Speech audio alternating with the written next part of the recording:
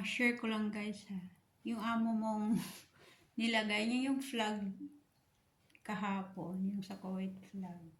Tapos kahapon, ilang beses pabalik-balik. Ngayon nakita ko naman, ganito yung itsura. Ngayong umaga. Tingnan natin. Ayan, dito tayo dadaan.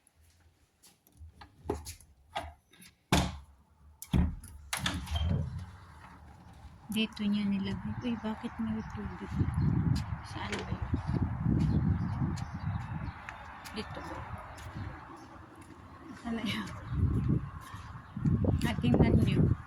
Ang nangyari dito. Nabasa pati. Kasi nga mahangin. Bumaliktad siya. Diba?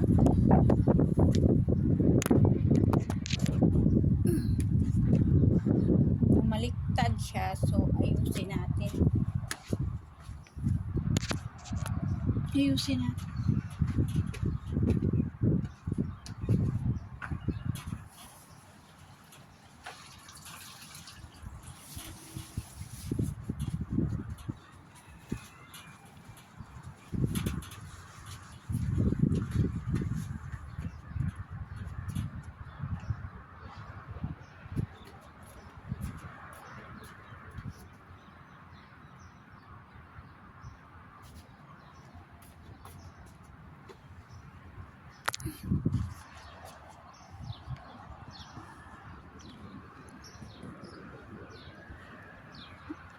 Dapat kasi anuhin to may ano bang dapat gawin dito para hindi mag bali-baliktad na ayan.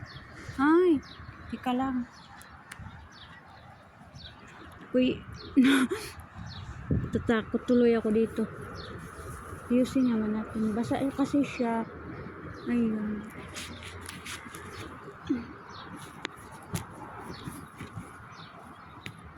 Matutuyo din yan mamaya.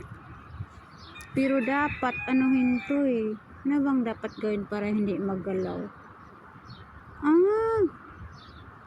Wait, I have something to do. Wait guys. Lagyan ko ng something.